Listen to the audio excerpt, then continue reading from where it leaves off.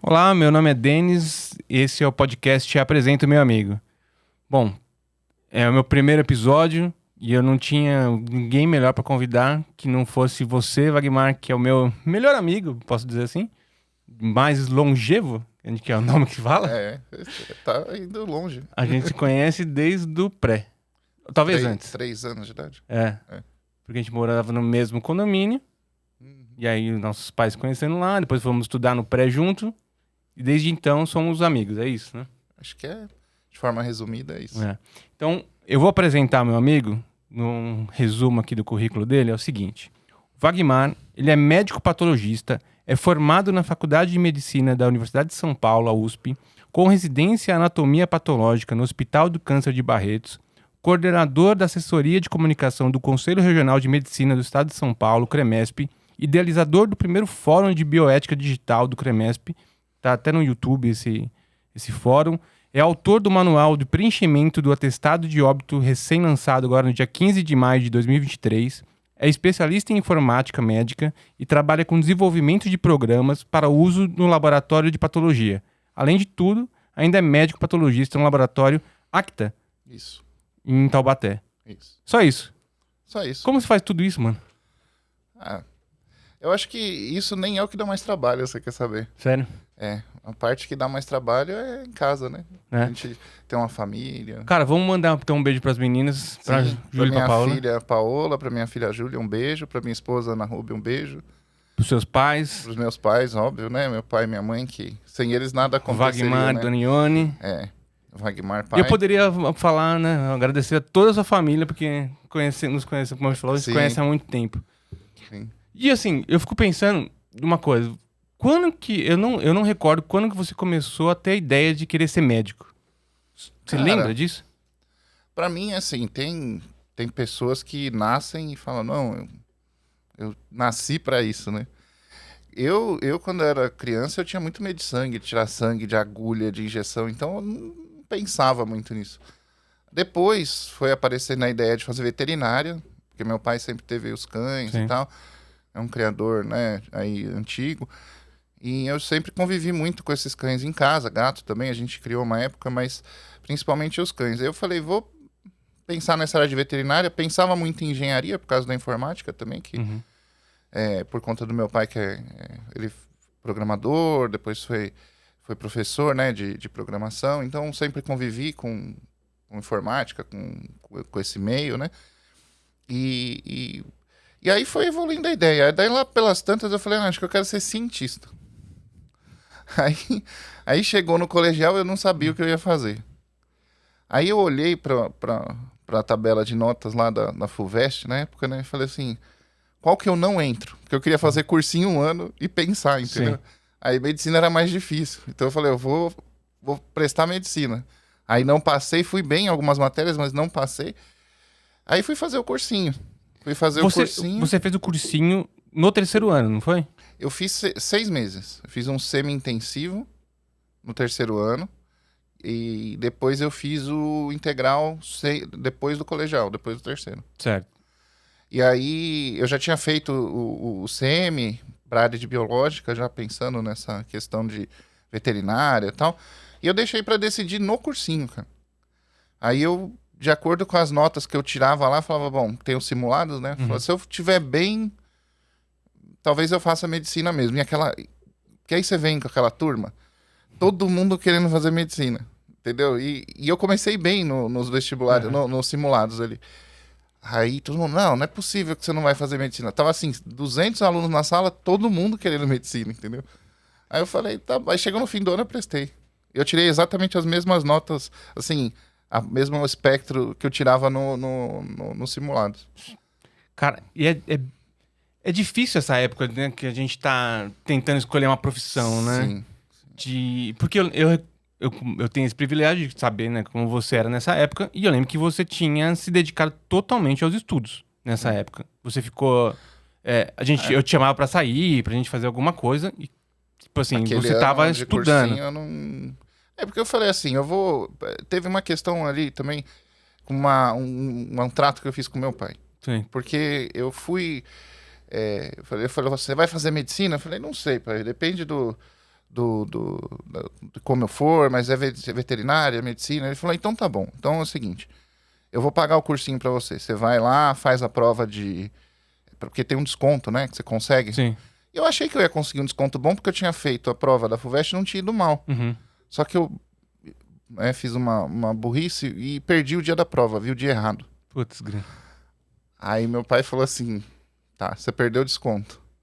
E agora? Aí, tipo, eu falei, puta, vou ter que trabalhar, pagar o cursinho, né? Alguma coisa. Aí meu pai falou assim, ó, você quer mesmo fazer? Eu falei, eu quero. Ele falou, então é o seguinte, eu vou pagar. Você perdeu aí, você fez uma lambança, mas se eu ver que você não tá se dedicando, aí você vai ter que pagar você, o cursinho.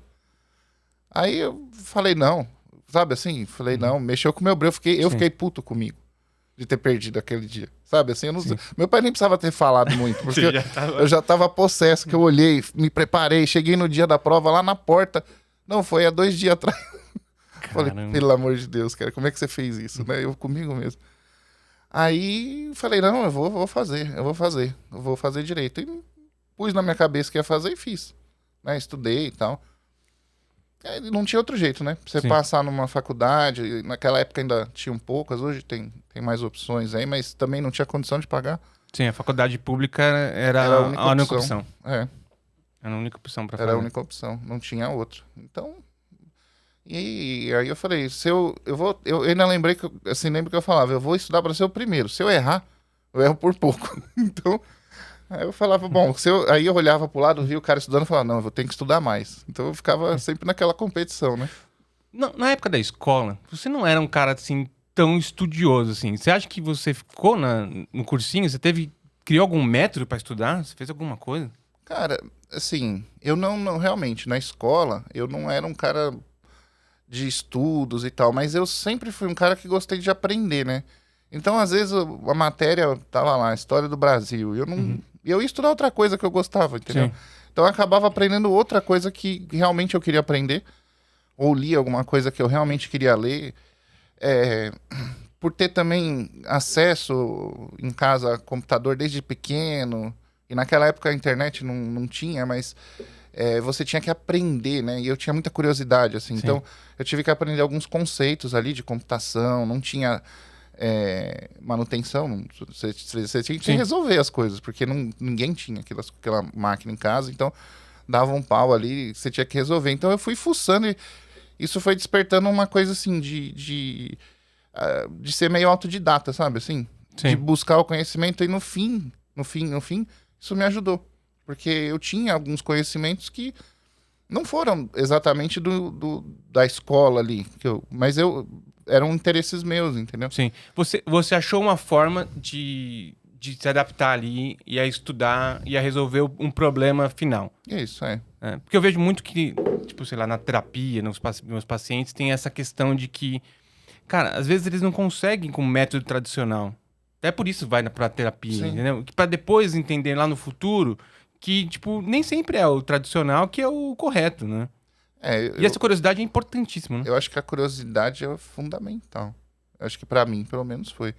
E é isso que eu tento hoje instigar nas minhas filhas, assim. Lógico, elas estão no colégio, né, na escola normal e tal, tradicional, mas, assim, não é só aquilo, né? E eu sempre falo pra elas assim, vocês estão na aula lá, você tá aprendendo? Não é na aula que você vai aprender, é quando você for pra casa ali. Sim. Às vezes, mesmo fazendo a tarefa, ou não, ou resolvendo algum outro problema, né? Sim. Agora, se você ficar sentado jogando, eu lembro que, assim, em casa sempre teve, né, aquela questão, tinha o videogame e tal, eu nunca ficava muito jogando, eu ficava no computador tentando entender aquele negócio. Tinha alguns jogos, né? Sim. A gente até brincava lá e Como é que tal. chamava aquele joguinho de corrida? Era The Duel, né? Duel. Era o The Duel. Era legal pra caramba, né? A gente tinha que enfiar 50 disquetes pra poder jogar. Pois é, eu ficava encafifado. Como é que copia esse negócio? Não copia. Aí eu ficava tentando resolver aquele problema. Sim. E aí tinha um joguinho de xadrez, lembra? Sim, xadrez, 3D. Então, muito dessa busca por tentar entender é que me ajudou mais até... Não, lógico... Sem uma base, sem uma escola, sem alguma base, a gente não consegue. Mas realmente, na escola, às vezes a matéria que estava sendo estudada não era o meu interesse, eu acabava não indo tão bem, Sim. né? Não, eu tinha muita dificuldade também.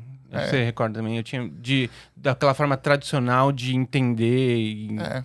Eu tenho uma lembrança, eu não sei se você vai lembrar disso, mas eu tenho uma lembrança de que você me ensinou a gente tinha que copiar da lousa, né? O professor passava tudo lá Sim. na lousa e tal, a gente tinha que ficar escrevendo tudo que ele falava, e quando ele ia pro outro lado, ele apagava, Sim. né? E a gente não conseguia, acho que, acompanhar, né? Putz, cara, e aí você me ensinou uma técnica que era, tipo, fazer uns garranchos assim, parecia professor que era não ia uma ler. letra, e continuava até...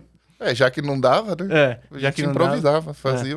E aí eu fico pensando agora, será que é por isso que médico tem essa letra horrível, hein? Cara, ó, minha letra não era bonita. Mas depois da faculdade piorou, né? Mais ou menos. Se bem que minha letra, ela é legível. Ela é feia, mas ela é legível. Sabe por que o médico escreve feio? Por quê? Porque a gente escreve... Você vai fazer atendimento e tal, você escreve muitas vezes a mesma coisa. Uhum. Então você vai lá, anamnese. Aí você pega lá a história, paciente, queixa e tal, não sei o quê. É sempre o mesmo bordão. Entendi. Aí depois exame físico, aí tem todo né, corado datado, anectérico, cianótico, Sim. eupineico e tal. Aí você vai criando meio que uma língua só pra você, porque você não vai anotar aquilo Entendi. certinho, entendeu? Aí você vai passar uma receita. Cara, quantas vezes você prescreve o mesmo remédio o dia inteiro? No Entendi. fim, você já tá fazendo um hieróglifo daquilo ali. Você não tá fazendo mais a letra, né? Esse que é o problema. Mas a pessoa não tem culpa, né? Então, o farmacêutico, muito menos, coitado, que tá lá no balcão. Então, o médico precisa, né, ter essa consciência e escrever direitinho. E o negócio também das receitas eletrônicas e tal ajudou um pouco, né? Sim. Porque aí fica mais fácil. Porque Aleluia, né? um crime. O paciente sai do consultório, chega lá na farmácia, ninguém consegue entender, né? É, e também, vai, depois com o advento da impressora, Ficou mais fácil. também né? ajudou bastante, né? Que aí agora já vai lá, o cara já digita tudo no computador, tudo, né? Bom, e aí você tava falando que você entrou na faculdade. Beleza. Você entrou com um bom número, é assim que falam? Uma colocação, Uma né? boa colocação? Cara, entrei. Acabei entrando ali entre os primeiros, vai. Sim. Entrei em 15º lugar, então tava... Beleza, aí você podia escolher a faculdade. Na verdade, você escolhe, não sei hoje como é que tá, mas naquela época a gente escolhia já na hora da inscrição, né? Você colocava a sua ordem de preferência. Aí eles te ranqueavam de acordo com a nota. Aí eles iam lá, o primeiro colocado. Qual que é a primeira opção? Tal. Tem vaga? Tem. Então vai. Segundo, terceiro, 100º. Qual que é a primeira opção? Essa. Tem vaga? Não. Qual que é a segunda? Aí coloca ele. Então, às vezes, o cara era a segunda opção dele, mas ele tinha uma nota melhor que o outro, que tinha a primeira, ele ia para aquela... Então, o critério primário era a nota e depois as opções, né? Então, eu acabei entrando na primeira opção que eu fiz, né? Por morar aqui em São Paulo, tudo. Sim. Eu tinha colocado a USP, né? A Pinheiros, que a gente chamava. Depois coloquei a Escola Paulista de Medicina. Depois eu coloquei a USP Ribeirão, porque não tinha como pagar. E por último a Santa Casa, que era paga. Hoje em dia são separados, né? Os vestibulares. Acho que a Escola Paulista tem um vestibular próprio, que é a Unifesp. E a Santa Casa também parece que saiu, ou ia sair, alguma coisa assim. Legal, pra quem quer fazer medicina já tem uma... Mas mudou bastante, né? O vestibular também mudou muito. Não sei se para melhor, mas mudou. Hoje, bom, acho que dá pra chegar porque você tem muito conhecimento por causa do conselho, né? Por causa do CREMESP, algumas coisas que estão avançando aí, ou tentativas de melhorar, né? A questão do médico. Mas então você entrou na USP e aí, como que foi fazer USP? Quantos anos de faculdade é para um médico se formar primeiro? Cara, medicina são 6 anos período integral, né? É puxado. E assim, pra mim, lembra que eu tinha dúvida, né? Do que eu queria. E de certa forma, eu acertei, porque quando você entra na medicina, a medicina, ela te abre outro leque de opções. Então você acaba se encontrando de alguma forma. Porque são várias especialidades, tem vários tipos de residência, tem várias formas de atuação, desde informática médica, diferentes áreas ali, diagnósticas, radiologia, patologia, medicina clínica, né, de atendimentos, né, clínica médica, pneumologia, cardiologia, enfim, todas as clínicas cirúrgicas, né? Que antigamente até era um departamento separado, né? E hoje faz parte da medicina. Então, tem diferentes cadeiras ali, urologia, carreiras mistas, otorrino, que você faz clínica e faz cirurgia. Você vai ampliando um leque de opção quase que... Administração, você pode fazer, tem umas pós-graduações em administração hospitalar, que são coisas assim, quem gosta de burocracia acaba achando ali uma área bem interessante de atuação, direito médico, obviamente você não vai advogar, mas você dá para atuar em algumas áreas de perícias e tal, eu já até fiz algumas coisas nesse sentido. Então, tem um leque de opções ali que você acaba se encontrando, né?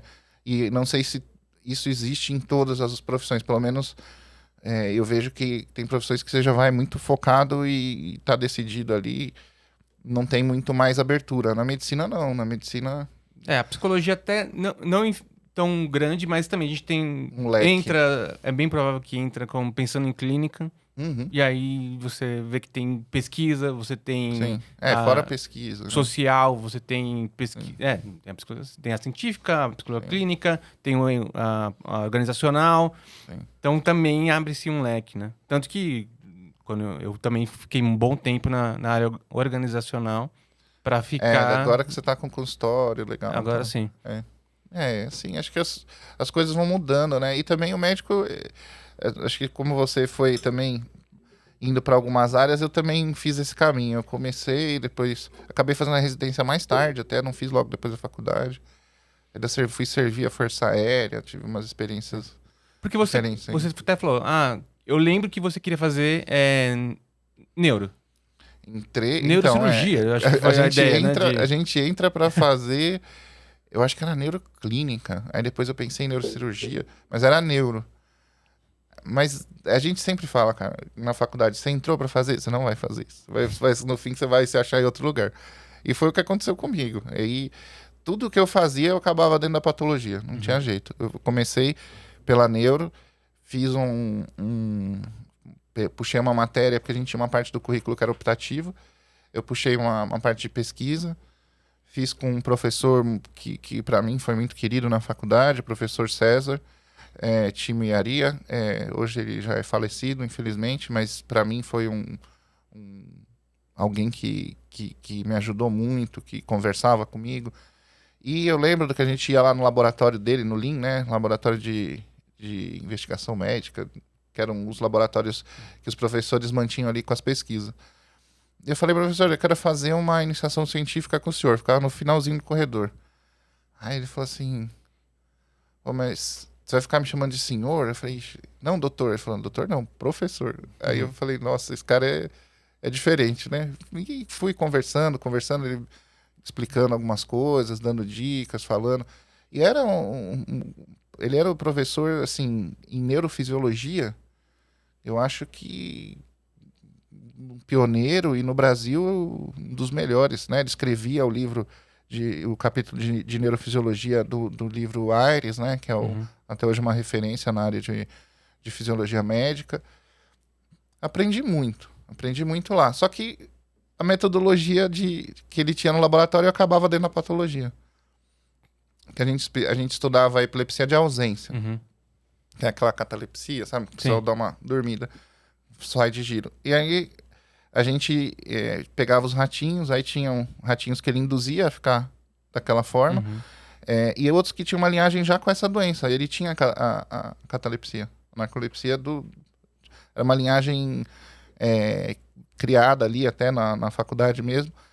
E aí a gente descia eletrodos no cérebro dele, aí ia lá, destruía o foco da onde surgia aquele sinal da catalepsia, né? Da epilepsia de ausência. E aí começavam a aparecer outros focos e tal. No fim, você sacrificava o ratinho, tirava o cérebro dele, fazia a lâmina e tinha que estudar no microscópio. Então, eu ia lá na patologia fazer isso, né? Sim.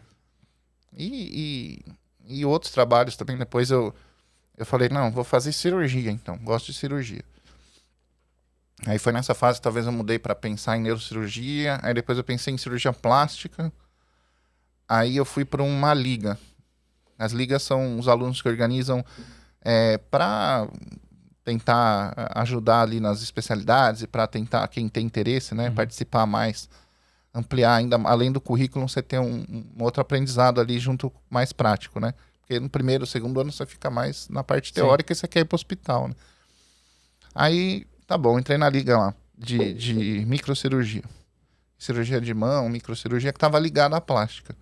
Aí tinha lá os queimados e tal. E qual que era o estudo que eu tinha que fazer? Eu tinha que ir no SVO, que é o Serviço de Verificação de Óbito, lá no cadáver, de secar veias e tal, para fazer um estudo comparativo, artérias, na verdade, para fazer um estudo comparativo do calibre, para fazer retalhos microcirúrgicos, que são, ao invés de você, quando você vai enxertar um tecido muito grande, você precisa levar uma nutrição sanguínea para ele, porque senão ele necrosa. Sim. Então você tem que levar uma artériazinha e tal, e fazer uma anastomose, fazer uma ligação para que tenha o fluxo, né?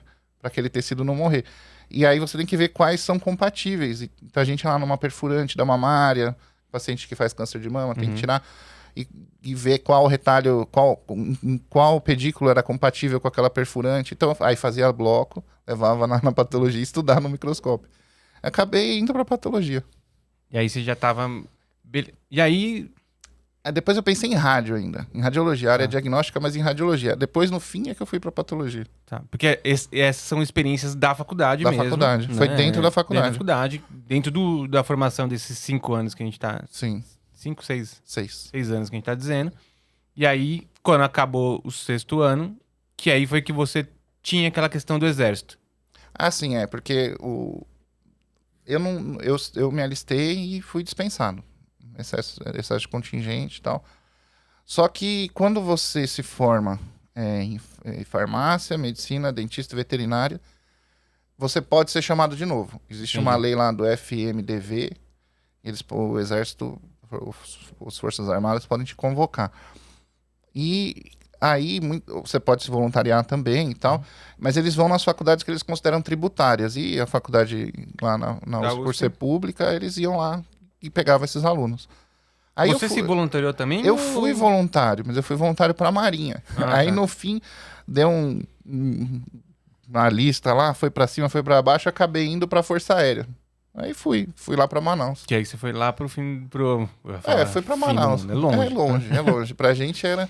Pra mim até que não foi tão complicado, mas teve gente que, tava casamento marcado, aquelas coisas, né? Tinham voluntários e tinham não voluntários. Sim. Mas foi no fim. Existe um prazo determinado pra você ficar lá? 1 ano. Tem que ficar 1 ano. É igual o serviço militar, né? Tá.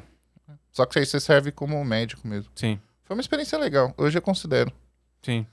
No começo ficou meio assim, depois você acaba pegando gosto, assim. Então, conhecer um lugar que acho que eu jamais conheceria, né, do Brasil, assim, conheci bem lá, a região toda. A Força Aérea voa tudo ali, né? Então, faz o serviço ali, as missões do Correio Aéreo Nacional, a CISO, o CAN, a CISO. Tem as missões precursoras que eu fiz todas no meu ano, então era a que mais voa. Acho que foi o que eu tive mais, da minha turma, eu que tive mais horas de voo lá. Foi legal. Conheci bastante o Amazônia. Santa Rosa dos Purus, a Pauini, Apuí, São Gabriel da Cachoeira. Então, foi uma ótima experiência, além de conhecer Manaus, também ter mais prática ali com a medicina. Sim, é uma medicina diferente, né? Você já vai logo por um fronte, né? Assim. Mas foi legal. Mas você não atendia pessoas do exército, ou sim? Sim. Ah, tá. Porque, assim, eu ficava ligado ao hospital da aeronáutica, né? De Manaus. Fica na base. Aí você fica responsável pela tropa e os familiares, né? Então tem que atender todo mundo ali. Mas nas missões você vai dar apoio à população, né? Que aí é um papel que o Exército tem ali, as Forças Armadas têm, a Força Aérea, a Marinha, ela tem também os navios ali que sobem os rios e são navios hospital mesmo, tem centro cirúrgico, tudo. Eles param ali, encostam, atendem, fazem cirurgia. Eles fazem um trabalho bem interessante. Legal. A população ali. E aí, depois disso, que você foi fazer a especialização? Então. Aí eu voltei, prestei rádio. Desculpa perguntar também. Radiologia. A especialização também é uma coisa que você precisa fazer uma prova, um concurso? Precisa. Para entrar. Precisa. Aí, nessa época, eu tava já namorando com a minha esposa, então... Aí eu lembro... E ela entrou depois na faculdade porque ela primeiro fez engenharia, ela fez poli, depois saiu, acabou indo pra USP de Ribeirão, e a gente namorava meio à distância e tal, e eu falei, quer saber? Voltei pra São Paulo, depois a gente casou e eu fui morar com ela lá em Ribeirão. E aí eu falei, quando vou ganhar um pouco de dinheiro agora, trabalhar, quando você for prestar, eu presto com você. Entendi. E aí fiquei meio trabalhando mesmo como clínico geral, né? Na verdade, não, clínica geral é uma especialidade médica, mas trabalhando como médico generalista, né? Sim. Pronto-socorro, até uma época eu fiz bastante posto de saúde da família. Eu podia até ter tirado o título na época, mas não... Porque se você tivesse 2 anos de experiência, você podia prestar uma prova e ter o título de médico de família. Especialista nisso. Mas eu acabei não fazendo essa prova, então eu não tenho título. Mas atuei um pouco também. E depois prestei a prova, aí já para patologia, que eu já pensava nessa área, e acabei indo fazer lá. Como morava em Ribeirão Preto, acabei indo para Barretos, que era perto ali. Aí minha filha já estava para nascer, a Paola, então... Sim. O Hospital de Barretos, eu não sei o que... Bom, eu conheci o Hospital de Barretos porque a minha avó, ela fez uma cirurgia, teve que fazer cirurgia lá, né? A gente... E assim, eu conheci lá o diretor, né? Ele apresentou o hospital pra gente e tinha dito como funcionava ali. Eu vou até basicamente explicar um pouquinho do que eu lembro, que é um hospital que tem, assim, recebe um auxílio do SUS, mas... vive de doações. Assim, ele é um hospital que é 100% SUS. Existe hoje um outro hospital que é administrado pela mesma fundação, eu acho, que ele atende casos particulares, mas ele fica fisicamente em outro lugar. Então, o Hospital de Câncer ele é 100% SUS. Então, ele vive das verbas do SUS, de fazer os atendimentos, de receber, mas para o nível de atendimento que ele faz, não é suficiente a verba. Então aí vem as doações que são fundamentais e acabam complementando, né? Ali é muito obra do Henrique Prata, né? Ele foi ele não é médico, mas ele é filho de 2 médicos, né? E o pai dele tinha um pequeno hospital ali na cidade, a mãe dele também atuava ali ela até hoje, eu não sei como é que ela tá, mas ela até pouco tempo atrás ela ainda fazia uma recepção aos residentes, tudo. Doutora Sila é pessoa muito, muito interessante, uma figura ali muito legal. Ela também foi formada na USP, né? Lá numa turma bem antiga.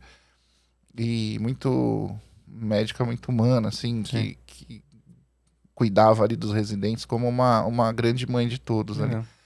Então ele era financiado pelo SUS e por essas complementações. Muitas coisas que o SUS não cobre, o hospital banca, né, para o paciente. E faz um atendimento realmente diferenciado ali. Eu lembro que o serviço de patologia no começo, no primeiro ano que eu entrei, era ainda, assim, tem uns exames especializados dentro da patologia, que é de imunistoquímica, muita coisa ia para fora. Inclusive para o hospital de Ribeirão Preto ali, para o pessoal da USP, né? Só que depois começou a inverter o fluxo. Acho que eles aumentaram tanto a capacidade de exames, a diversidade, que aí a gente passou a receber exames de fora para fazer lá, né? Então o serviço cresceu muito, hoje é uma referência, né? E forma muitos médicos com qualidade e tudo. Não, legal. Fica meu... Tipo, é um agradecimento, porque... né, acho que eles tratam bem os pacientes. Tratou muito bem minha avó lá. E que agora a gente tava falando no off aqui, tá com mais de 90 anos e tá aí. Tá bem, né? Bem. A minha avó teve também um tratamento, ela não fez lá na época, né? Ela fez no hospital aqui de São Paulo, mas acho que a medicina evoluiu a um ponto que algumas pessoas realmente se curam, né? Câncer é uma doença aí que agora é um novo desafio, né? Sim. Leigamente, o patologista não cuida só de câncer. Não. Na verdade, você lida com diagnóstico, você é um auxiliar do cirurgião, porque é uma anatomia cirúrgica, né? Patologia cirúrgica, você trabalha muito junto com com um cirurgião e ele vai te mandar peças, você vai analisar margens de tumor, você vai fazer diagnósticos diferentes, não só de tumor, biópsias, enfim. Tem uma série de diagnósticos que dependem da patologia, né? Mesmo doenças autoimunes, doenças de pele, tem muita coisa que depende da ajuda do patologista. Mas hoje em dia, com a questão essas drogas que são específicas para cada tipo de câncer, né, que você vai pesquisar mutações e tal, o patologista ele aumentou ali a sua importância, né? Hoje ele é uma especialidade que um hospital que se propõe a tratar câncer, se não tiver um profissional bom, um patologista, né, ou alguma equipe, ele dificilmente vai conseguir atingir um nível de excelência no tratamento do câncer. Hoje em dia está muito dependente desses diagnósticos aí. Tá. E também a tecnologia também avançou para detectar o câncer? Avançou bastante. É que, assim, é um erro também a gente falar que o câncer é uma doença, né? Tá. Porque eles são várias doenças, né? Então, existem avanços desproporcionais. Tem alguns tipos de cânceres que, hoje em dia, você consegue resultados ótimos que antigamente eram quase uma sentença de morte, né? Um prognóstico fechado, como a gente fala na medicina. E hoje em dia você consegue curar muitos desses pacientes ou prolongar, né, 20, 30 anos, às vezes, um paciente que não tem mais a possibilidade de cura, você consegue segurar, estabilizar uma doença. E já outros, a gente ainda está, assim, ainda não conseguiu achar o caminho, né? Entendi. Tem poucas drogas ainda que... Porque cada um é uma história, é uma doença diferente, o mecanismo às vezes é um pouco diferente, celular ali, molecular, das mutações que as células acumulam para formar o câncer. Então, as estratégias são diferentes. Então, o câncer como doença única, ele não existe, né? Você tem que pensar como várias doenças, como Entendi. várias doenças diferentes, né? Sim.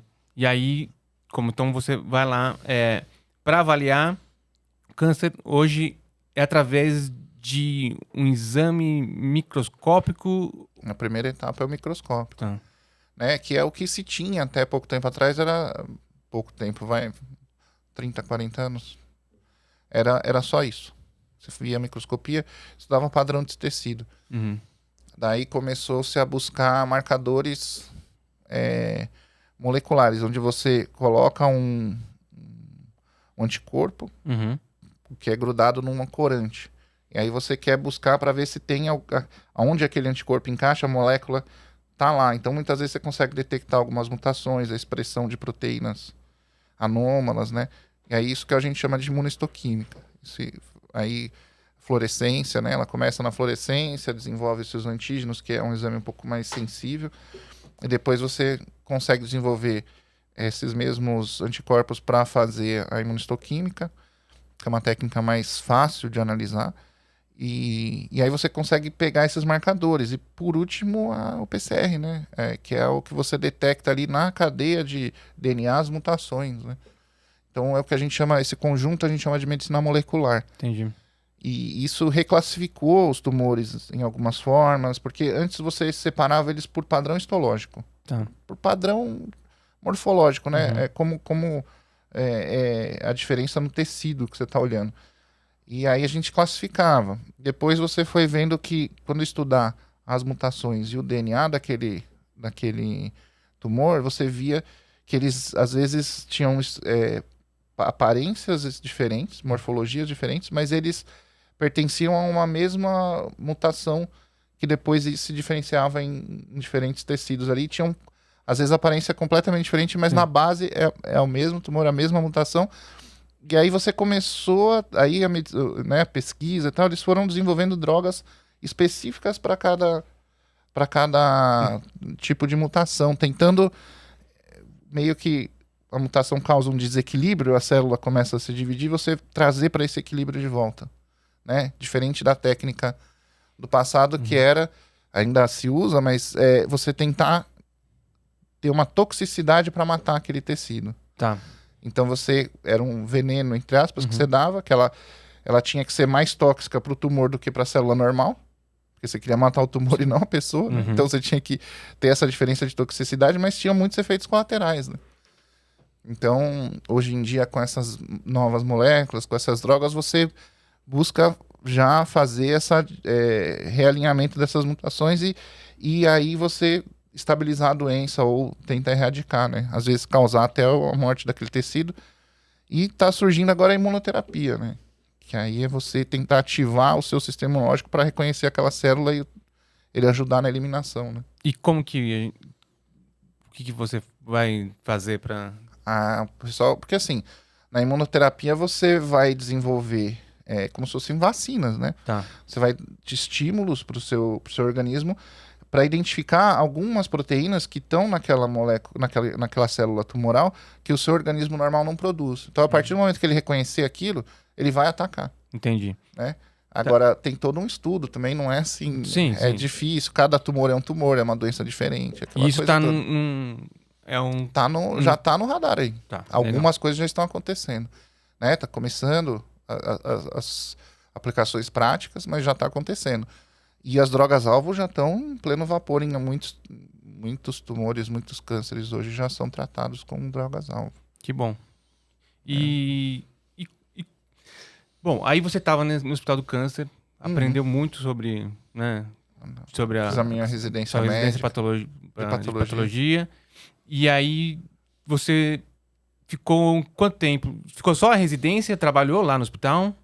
Assim, a residência médica, ela varia de especialidade para especialidade o número de anos, né? Então, além daqueles 6 anos, as residências mais curtas giram em torno de 3 anos, que é o caso da patologia. Ou seja, é um acesso direto. No caso de você querer fazer alguma especialidade clínica, você tem que fazer primeiro a clínica médica, depois prestar uma outra prova. Aí você vai fazer lá a cardiologia, a pneumologia, gastro, enfim. Mas primeiro você faz a clínica. A patologia é acesso direto, a radiologia é acesso direto. Então, depende muito, mas vai de 3 a 6 anos essas especialidades, né? Então eu errei, porque na verdade você já estava trabalhando. A residência médica, ela é uma modalidade de treinamento em serviço. Ok. É assim que se chama. Tanto é que você tem carga horária, tal. A carga horária de um médico residente é de 60 horas semanais, né? Então você tem que cumprir aquele horário. Você tem uma relação de trabalho, mas você também está sendo treinado. Então também tem uma relação de ensino. É um duplo vínculo, né? Ok, então pra gente não assustar as pessoas que querem fazer medicina, ela vai fazer os 6 anos. E depois vai fazer... ela vai fazer mas aí mas você recebe uma bolsa, né? Aí você recebe, mas é uma bolsa, né?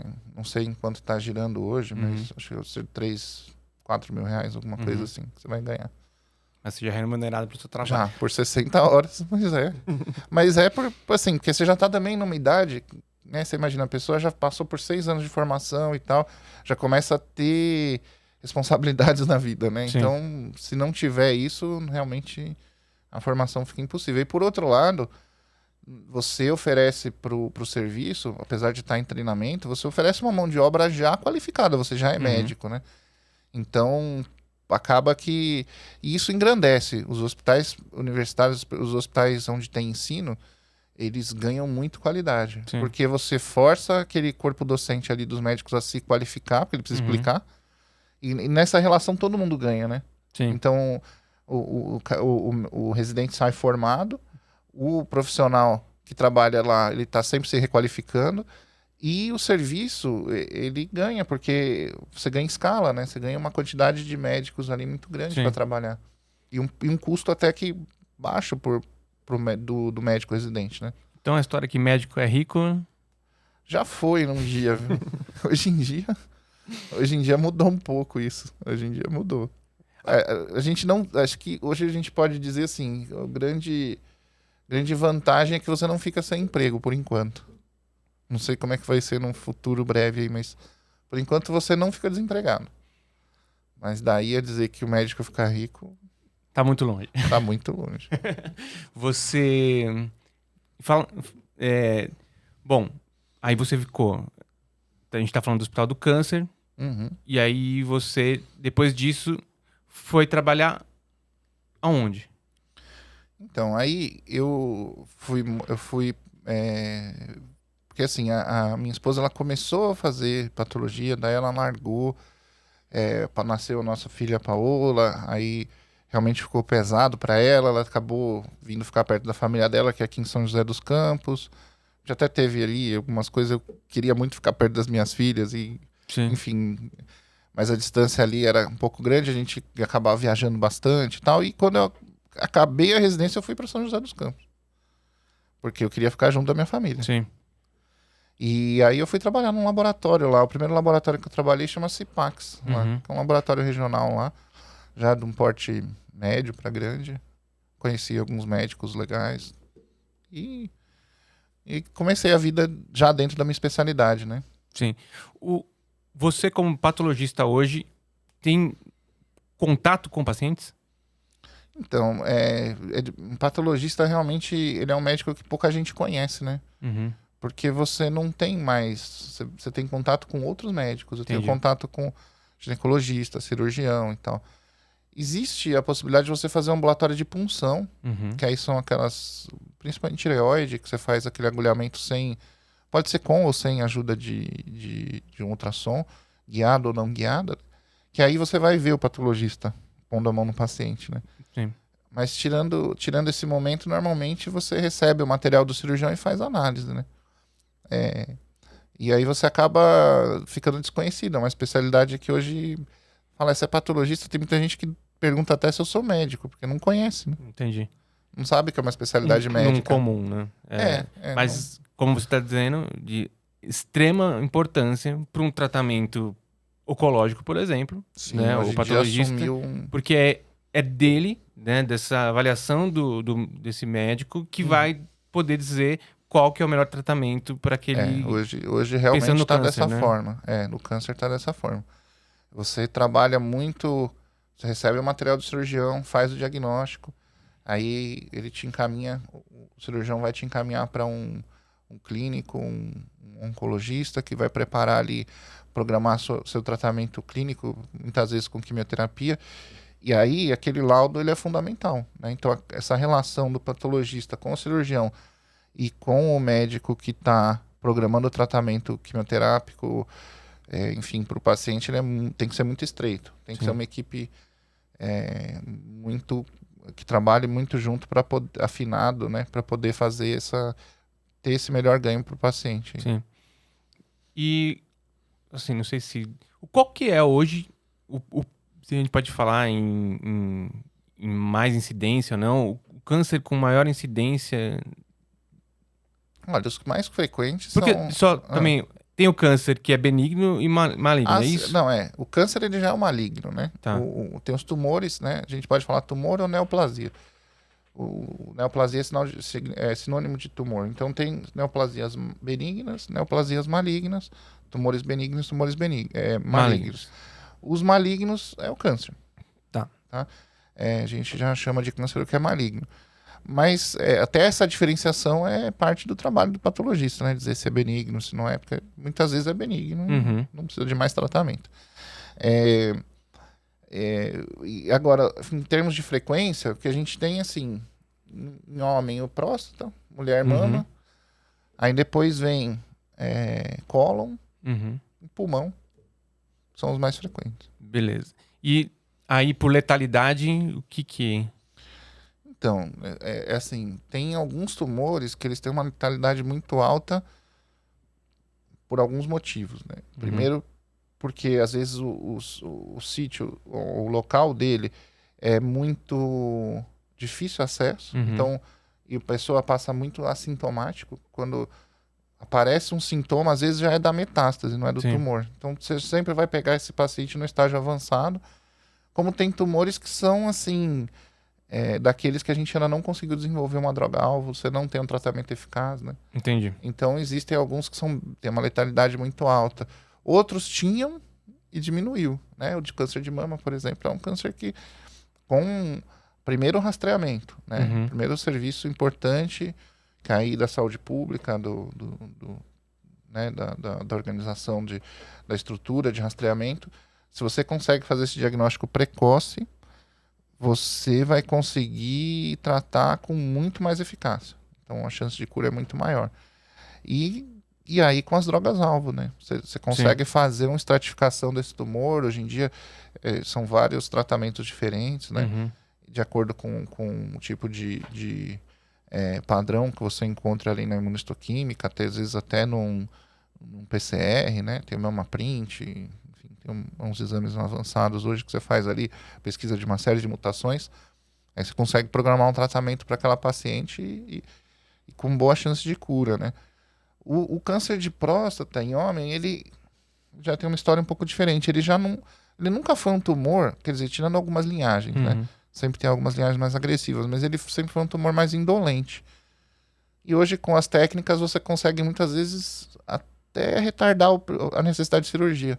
Sim. Porque é um local de difícil acesso, tal, uma cirurgia que às vezes é um pouco radical, assim, você tirar a próstata. Então, às vezes, a pessoa consegue conviver ali com um tumor de baixo grau, bastante tempo, você não precisa fazer aquele tratamento cirúrgico logo, né?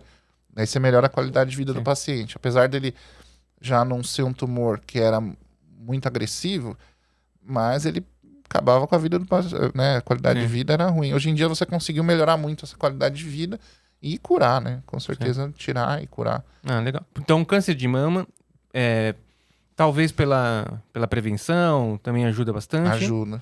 Então, isso também e pelas serve moléculas também, né? Pro câncer de próstata. O câncer de próstata também, ele se beneficiou, né? De imunoterapia, de uma série de questões e... O exame de prevenção aqui também. E o exame né? de prevenção, lógico, também é importante. Porque se você pega ele pequeno, você paralisa, né? E aí você consegue ter uma evolução mais... menos aguda, assim. Você convive com o tumor, depois quando ele começa a crescer, você tira e cura, né? Então, o exame preventivo é muito importante. Tem o colo de útero também, que é outro que tem uma incidência muito alta. Vem diminuindo com a vacina, né? Dessa evolução que você estava dizendo sobre avaliar o câncer aí, tem a ver com aquela questão da Angelina Jolie que ela conseguiu fazer exames antes então, para descobrir... Aí já é um caso da medicina molecular, né? O que acontece? Quando você pega pacientes que na mesma família, pacientes que têm uma proximidade ali, né, genética, parente que a gente fala que é o de primeiro grau, né? Então, avançando só, uma tia, uma mãe, uma filha, só para falar, uma irmã. A da Angelina Jolie é que ela fez ela fez a mastectomia. Isso. Preventiva. Né? Aí o que acontece? Ela tinha alguns casos na família dela. Acho que foi isso que aconteceu. Alguma coisa desencadeou um processo em que ela foi fazer um estudo genético dela. E ela descobriu que ela tinha uma mutação e que essa mutação aumentava muito o risco dela ter câncer. Sim. E essa mutação, que é o BRCA1, BRCA2, ela muito ligada ao câncer de mama e de ovário. Então, as pacientes normalmente, quando resolvem fazer um tratamento preventivo, elas tiram a glândula mamária, colocam uma prótese e retiram os ovários. Né? Porque aí são os locais onde essa mutação aumenta o risco do câncer. Sim. Né? E isso é uma coisa acessível hoje? Olha, assim, o custo de você fazer um rastreamento genético vem caindo. É igual a evolução do computador, assim. Tá. Eu não sei se você lembra, lá tinha aquele projeto Genoma, né? Sim. Eles fizeram o primeiro genoma humano e tal. Hoje em dia, cara, assim, por cerca de $1.000 aí, R$5.000, você faz o seu genoma. Que é descobrir Você sequencia todo o seu gene inteiro de uma pessoa em horas. Né? O que demorou 10, 15 anos para ser feito. Eu lembro lá da professora na faculdade, a professora Maiana trabalhava nessa questão do genoma, o projeto genoma. Quer dizer, uma pessoa foi dividida em vários laboratórios no mundo inteiro para se fazer o sequenciamento daquele indivíduo, né? Hoje em dia, você com uma máquina aí dessas novas, você faz em algumas horas. Sim. Então, aumentou muito a capacidade, né? Isso abre um leque aí muito grande. Hoje em dia, eu acredito que num futuro não muito distante, aquele teste do pezinho vai incluir um genoma. Você vai fazer o genoma da pessoa para ver se ela tem alguma coisa que você possa tratar desde pequenininho. Sim. E bom, a gente pode falar do futuro, mas falando do presente, assim, você me disse que o médico se forma em 6 anos, faz residência no mínimo de 3 a 6 anos, né? E aí a gente né, na mídia e tudo, ainda vê falar muito sobre erro médico, sobre essas coisas, né? Cara, como que tá hoje? Como que você tá vendo hoje aí a formação do médico, assim? Olha, eu acabo tendo um pouco de contato porque aí eu acabei entrando para uma gestão aí no Conselho de Medicina, então a gente hoje é responsável por julgar erros médicos, né? Quando tem uma denúncia lá, a gente vai julgar e eu acabo vendo as coisas que acontecem, né? E realmente, assim, a formação médica, ela é fundamental. Você vê que muitos erros, às vezes, é falha de formação que acontece. E muitas faculdades abriram, né? Uhum. Então, nesse movimento, a qualidade, infelizmente, caiu um pouco, né? Lógico que você sempre vai ter bons alunos que se dedicam e suprem, né? Mas, de modo geral, a média, né? Você fazendo um corte, essas faculdades novas, elas têm menos qualidade, né, de formação. E mesmo muita coisa veio mudando também na formação nas faculdades mais tradicionais, mais antigas. Algumas coisas para o bem, outras nem tanto, né? E isso mudou, certamente mudou. Mas o erro médico tem um fator de formação, sim. E eu acho que se a sociedade brigou por ter uma maior quantidade de médicos, né? Porque para suprir aí uma demanda da sociedade, hoje a grande briga da sociedade devia ser por melhora na qualidade. Entendi. Porque muitas vezes é pior um mau médico do que não ter um médico. Sim. Dependendo da situação, é melhor ficar sem o atendimento. Sim. Tem bons e maus profissionais, isso Sim. não vai em toda a área. A psicologia também, infelizmente, é isso. E pode fazer um estrago, né? A gente uma sai, pessoa que não atua dentro da psicologia de uma forma adequada, exatamente. ela pode fazer um mal para o paciente muito grande. E né? tem muito... É difícil. A formação também do psicólogo ainda é falha também. Então a gente precisa... Eu acho que precisa caminhar. Hoje, se a gente tem já um número... Hoje se formam muitos médicos, assim. Eu até não entendo por que o governo fica falando de mais médicos. Já estão se formando aqui no Brasil muitos médicos. Você não precisa mais importar. O cenário é completamente diferente do que existia há 10 anos atrás. Agora o que a gente precisa brigar é por qualidade. Sim. Por melhor formação. No entanto, eu vejo um movimento de diminuir carga horária, diminuir... Eu acho meio incongruente, assim, meio... A gente tá... Você falou do CREMESP, né? Então, a gente falou da formação e eu vou voltar um pouquinho no CREMESP. Como que... o que é o CREMESP? É um conselho de profissional, né? Um conselho regional aqui de São Paulo. O papel do conselho é atuar na fiscalização, né? E ali também nos erros médicos, em denúncias... Ele pune os médicos. Existe uma regulamentação lá uma lei mesmo, né? Uma lei federal, a 3.268/57, que estabelece ali o papel do conselho, o que ele tem que fazer, e até as punições para um médico, né? Que chega ali desde uma advertência até uma cassação do direito de exercer a medicina, né? Sim. Então, é um papel importante, eu acho, né? Para você...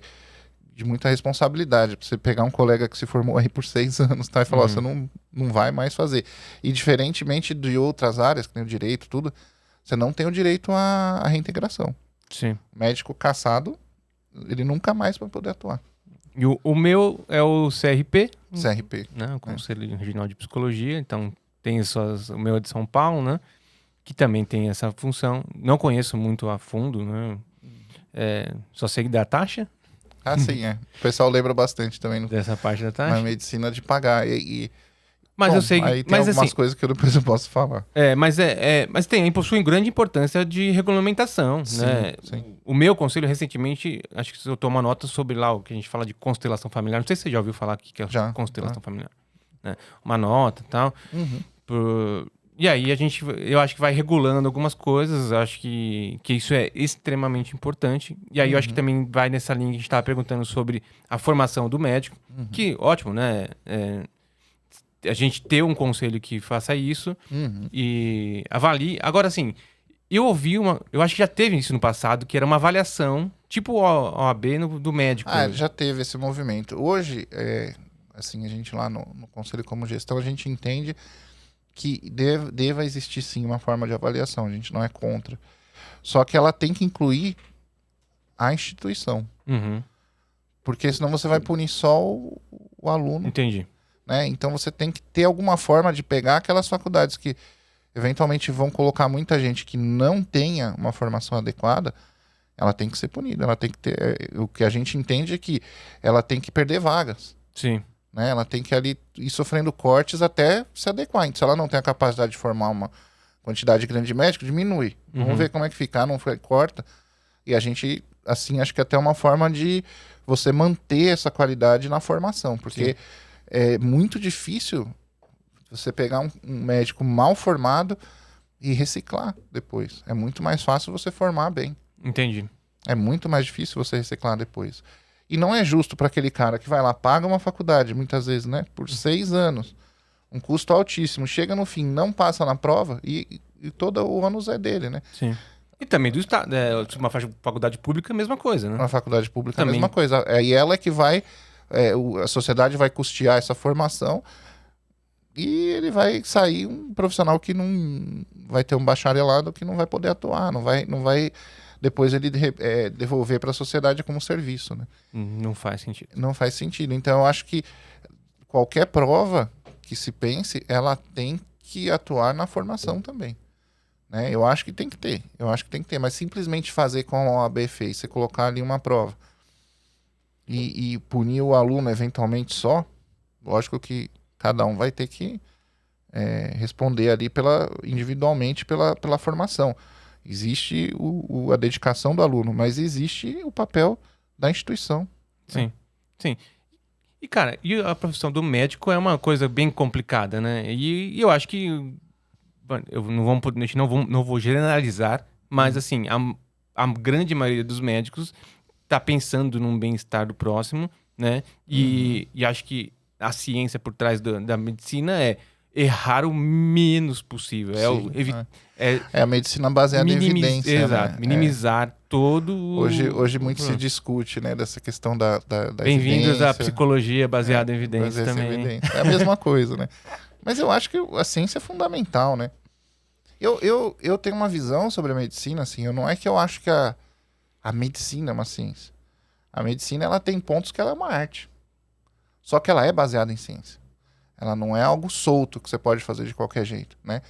Você tem que seguir ali alguns protocolos. É lógico que quando um cirurgião está operando, cada um, dentro da técnica adequada, vai ter um resultado diferente. Por isso que eu falo que é uma arte, né? Sim. Às vezes você conversar com o paciente, a forma de você abordar, né? A forma de interagir.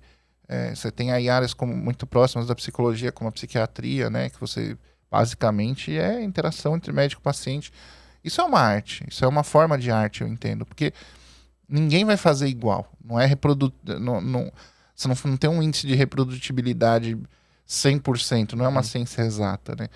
Mas ela é baseada em ciência. Você tem que ter um lastro científico, porque senão você cai no empirismo e no curandeirismo aí, né? Nos charlatanismos, enfim. Então precisa desse lastro, precisa.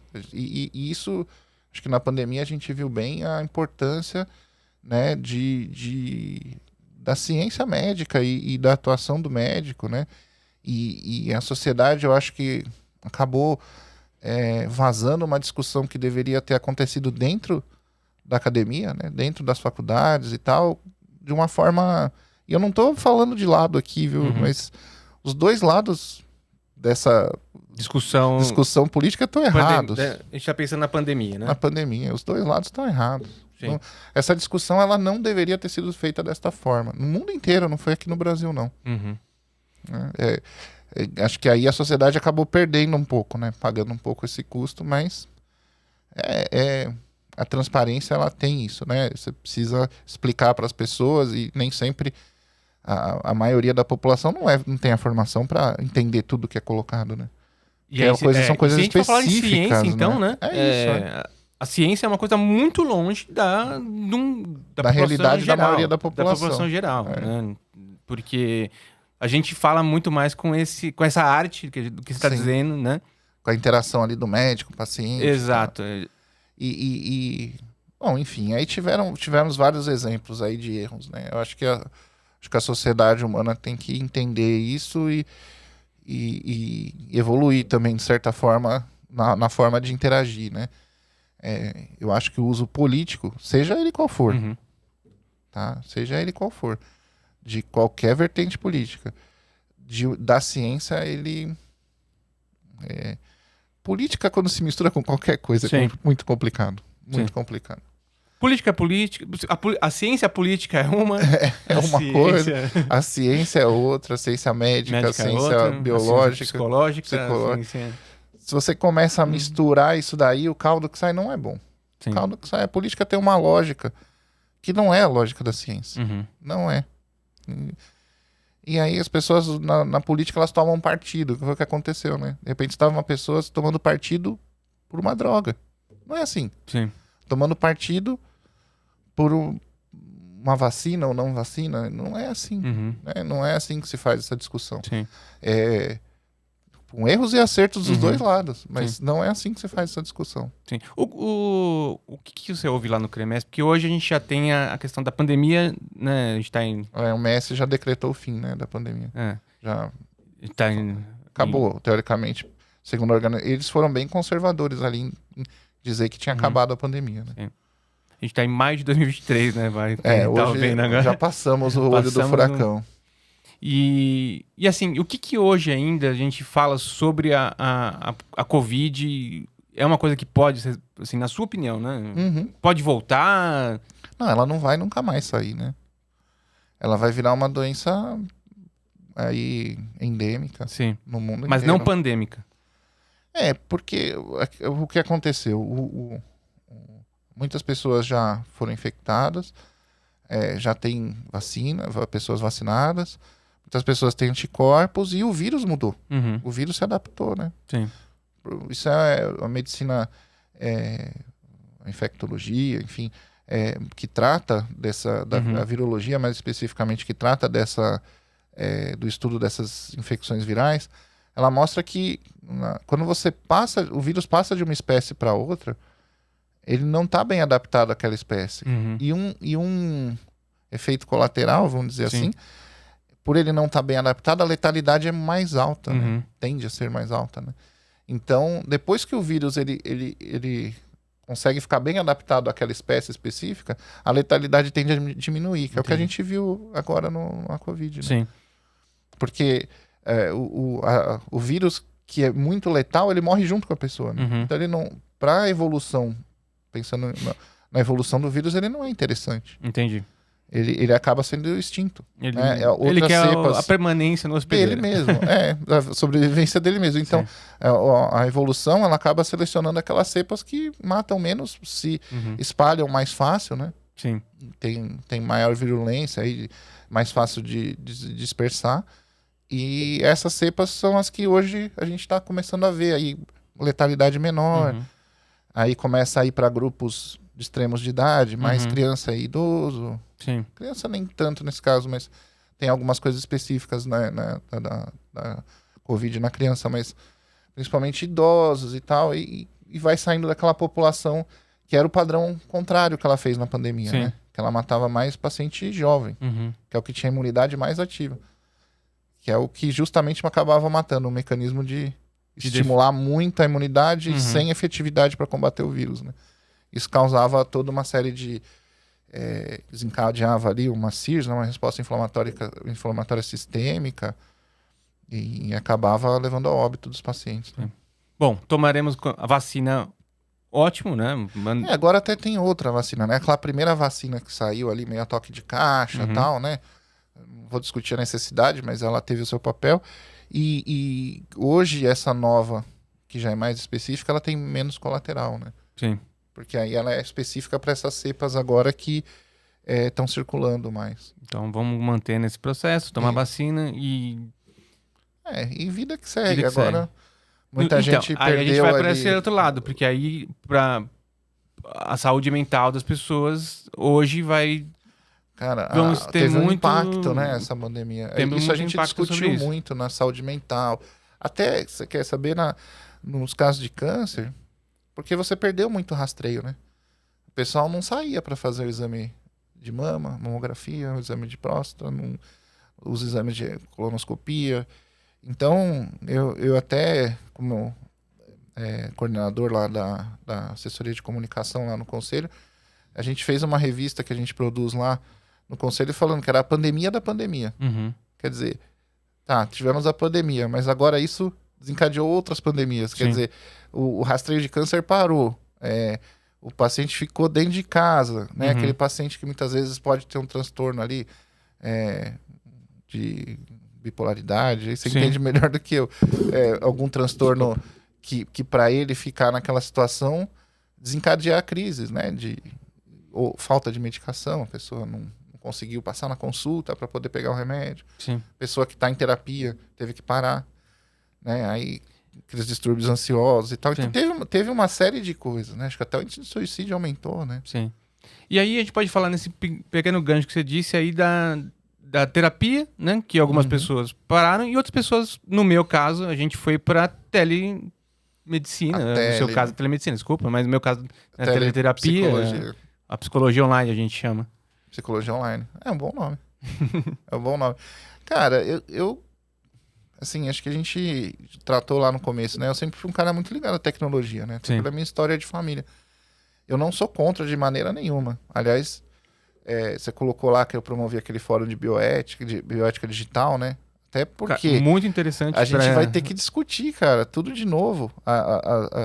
Todas aquelas resoluções e tal, como que se aplica no mundo, né? Com essas ferramentas novas aí que surgiram.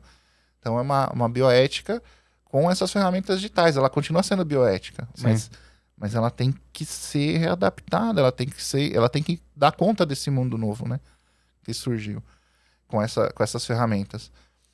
Eu acho que assim, ó, o Dr. Shaw, que é um colega médico incrível, que ajudou na elaboração daquele do congresso, regulamento, ele fez parte do congresso, ele fez parte da equipe que montou a resolução, né, diferentes leis que estão surgindo, ele tenta dar assessoria técnica dele. Ele diz o seguinte, e eu concordo muito com ele, a telemedicina, ela é medicina. Uhum. Ela não é uma outra medicina. É só uma ferramenta. Mas a medicina, ela continua sendo medicina. Então você continua tendo que fazer os mesmos procedimentos. Você só tem ferramentas, limitações e possibilidades diferentes. Muitas vezes ela abre possibilidades, muitas vezes ela fecha, né? Ela fecha a possibilidade de um toque no paciente, de um exame físico. Mas ela abre, tem algumas ferramentas que ela abre essa possibilidade, né? De você fazer um exame diferenciado ali, tem ferramentas que até ligadas a smartphones e tal, você consegue pegar algumas informações que você não conseguiria com a medicina desarmada, né? Aquela medicina só manual. Então, ela abre possibilidades do especialista, por exemplo, uma cirurgia robótica, tá operando um paciente que não teria acesso a esse especialista, né? Sim. Então... E isso é realidade, né? Esse robozinho já existe, que faz microcirurgias. Ele surgiu lá não sei se no exército ou na marinha americana. Eles desenvolveram isso pros soldados deles lá. Porque muitas vezes o soldado ferido chegava no navio, hospital lá e tal, tinha um médico, mas era um tratamento cirúrgico complexo e tal, e não tinha... Medicina, não dá pra você ter expertise em tudo, né? Então tinha um colega cirurgião lá, mas ele não era o especialista naquela lesão que o cara tinha. Aí um cara lá dos Estados Unidos operava via remota junto com o auxílio do outro cirurgião e conseguiam resolver os casos do paciente. Então, ela começou num contexto de guerra, mas hoje em dia ela está num contexto mais humano, né? De levar esses especialistas onde ele precisa estar, né? Sim. Bom, então quer dizer que pelo menos essa questão da pandemia agilizou algumas coisas. Olha, teve erros e acertos, tá? Teve um atropelo também. Tiveram tentativas que a gente teve que coibir, porque começou a se oferecer consulta no pacote de TV a cabo. Acho que não... né? Não é, e aí que médico, onde ele ia estar, nada disso estava regulado, e as pessoas querendo colocar isso a toque de caixa. Mas era um serviço Você ganhava no pacote Tá. ali. Assim, eu não nada contra. O problema é o como. Sim. Tá bom, você vai oferecer, mas como que vai ser? Onde vai estar esse médico? Uhum. Qual a estrutura que ele vai ter? Onde ele vai pôr esse prontuário?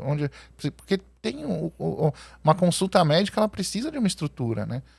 E essas empresas, elas não têm o registro para atuar com saúde. Que tem a sua especificidade. Então, uma empresa de saúde, uma empresa médica, ela precisa ter algumas qualificações diferentes de uma empresa de telecomunicação, né? Não é a mesma coisa. Você precisa adaptar. Então, aí a gente teve que segurar algumas coisas. Sim. Aí teve que atuar, porque realmente o cenário ia ficar muito complicado, né? Principalmente aí, o que se discutiu muito foi esse primeiro atendimento, né? Uhum. Se você vai num primeiro atendimento por uma consulta virtual, aí, por uma teleconsulta, e se o caráter estiver ruim, se você identificar uma emergência, aí esse paciente precisa ter uma via para ter acesso a um serviço Sim. físico, né? Quem vai garantir? Como que isso vai ser garantido para o paciente? Sim. Entendeu? Então, todas essas questões foram muito debatidas e tiveram muitos erros, Uhum. né? A pandemia forçou isso, mas aí forçou também, até o fórum abordou isso. Falou, ó, tivemos uma experiência forçada. O que a gente tirou disso? Sim. Como é que a gente vai... Porque agora a gente já sabe. Antes era tudo conjectura, né? Agora a gente tem uma experiência real. Vamos tirar disso aqui e vamos fazer alguma coisa para evoluir isso aqui, para pôr os limites, para mostrar o caminho, apontar como que vai ser. Então, acho que no fim das contas foi benéfico, né? Tiveram erros e acertos, como todo o início, né, de qualquer coisa, mas tá sendo implantado, tá sendo utilizado e é uma ferramenta a mais. Continua sendo medicina. Sim. Sim, é o que a gente falou, né? Foi meio toque de caixa e o susto, talvez, mas a gente se adaptou, né? No final das Acho que contas. tá tomando o seu espaço. Vai se organizando, regularizando. No futuro ninguém vai falar mais tele. Sim. Mas é medicina. Medicina. É. Só que eu vou ligar aqui pro médico online. Hoje eu vou poder fazer aqui. Amanhã eu vou ter que fazer um exame. Depois eu vou ter que ver o doutor lá, não sei aonde. Vai ser uma prática. Dentro da prática médica, né? Sim, da evolução uma também. Ferramenta dentro da prática médica. Sim. E que é uma coisa que talvez... eu não sei, eu também não sei, literalmente, na psicologia, como a gente está lidando com isso. Se a gente já estuda, né? A questão do online lá. Mas porque... É uma coisa que o psicólogo não faz, às vezes... Eu vou chutar que... Eu tenho o contato com psiquiatras, né? Mas o psicólogo, ele precisa mais falar com outras especialidades, né? Ele tem que ter contato com o médico, ele tem que ter contato com... Psiquiatra é médico, mas com um psiquiatra. Tem que entender um pouco mais de biologia. E às vezes a gente, na nossa formação, isso escapa. A multidisciplinaridade, né? Você precisa... o médico, como você está falando, o médico também não faz nada sozinho, né? Você precisa de uma equipe multiprofissional. Ali tem o seu papel, tem o enfermeiro, tem o fisioterapeuta, tem o terapeuta ocupacional, tem, quer dizer, uma série de profissionais que estão envolvidos na atenção ao paciente. Cada um tem um papel extremamente fundamental. Às vezes, uma das coisas que se trata muito na invasão lá no conselho, né? Da invasão do ato médico e tal. Mas assim, eu não vejo por quê. Porque cada profissão tem um papel tão fundamental. Não tem por que se confundir as coisas, entendeu? E um precisa do outro. Sim. É como você está falando. Que talvez as tecnologias vão ajudar a gente a integrar. Sim, eu acho que os profissionais tinham que estar mais preparados para essa possibilidade de integração, né? Cada um exerceu o seu papel com excelência de forma conjunta, né? Com forma conjunta. Eu acho que isso é o caminho. Não precisa disputar, porque tem campo e eles são diferentes, né? Sim. São diferentes e têm importâncias... Né? O que o médico faz se não tiver enfermeiro no hospital? Exato. E aí você falou também dessa questão da invasão, que aí eu não sei, vamos ver o que dá para falar, que é sobre... não médicos fazendo coisas que são de médicos. Porque isso foi um tema muito sério que a gente discutiu. Principalmente procedimentos, né? Não só, mas principalmente procedimentos. isso gera complicações que a gente vê. A gente viu até pessoas famosas aí sofrerem sequelas de tratamentos. Às vezes, não tô falando, às vezes nem de não médicos, mas às vezes tem pessoas que não tem nem formação em saúde. Uhum. Faz um cabeleireiro, sabe assim? Sim. Então é muito complicado, né? Então eu vejo assim, tem lá o dentista. Pô, ele tem a formação dele, um aparelho mastigatório, perfeito. Mas não precisa ir lá fazer uma lipo Cultura. nas nádegas, sabe assim? Não vejo... isso gera um risco para a população muito grande, entendeu? De novo, eu não quero minimizar a formação de ninguém, mas eu sou um patologista, eu sou um médico. Tem muita coisa que eu não faço e não me arriscaria jamais a fazer. Porque eu não tenho a formação. Sim. Eu entendo que às vezes é coisa para especialista, sabe? Assim, e quando a gente está lidando com vidas, isso toma uma proporção muito séria, sabe? Assim, uma pessoa que está bem, principalmente estética, a pessoa está bem. Ela vai partir de uma pessoa que está rígida. E você vai causar um problema nela. Sim. Né? Eu acho... É muito complicado, porque é o que você está dizendo, né? A gente vai causar... Sei lá, por autoestima, a pessoa vai procurar como eu te falando, não pela formação do cabeleireiro, pelo amor de Deus. Sim, não é mas isso. Assim, vai procurar um cabeleireiro pra fazer botox, pra fazer uma lipoaspiração. Isso é muito perigoso. Cara, a lipoaspiração... Pode parecer que... Eu não sei se o botox é só uma injeção, tudo, mas... A toxina botulínica é o veneno mais potente que a humanidade conhece. E aplicável, são seringas. São seringas, quer dizer, então você vê a toxina mais potente. Um cabeleireiro com uma seringa, fala, mas só uma seringuinha ele vai fazer aqui. Como se fosse um soro, né? Por favor, eu quero a sua explicação. O que é o botox? A toxina botulínica. O botox a toxina botulínica, ela é um veneno. É a toxina é o veneno mais potente que a humanidade conhece. Né? Junto com outras toxinas aí, microgramas, nanogramas já são suficientes para matar uma pessoa. Né? E você vai pôr isso na mão de uma pessoa que não tem aquela... Quer dizer, se a pessoa está com uma autoestima baixa e vai no cabeleireiro fazer um serviço, vai ficar bonita e tal, perfeito, ele está dentro do papel dele, né? Mas vai fazer um botox, peraí, eu não iria nem num generalista, eu queria ir lá num dermatologista, num médico que entende o que está fazendo, né? Porque você tem que saber onde estão as raízes nervosas, onde aplicar, como aplicar, né? Eventualmente o dentista tem algum uso. Tem profissões que vão acabar usando, mas não é uma coisa indiscriminada. E precisa ter a formação adequada para isso. Né? Cirurgia lipo, que você falou, a lipo você introduz uma cânula por baixo da pele.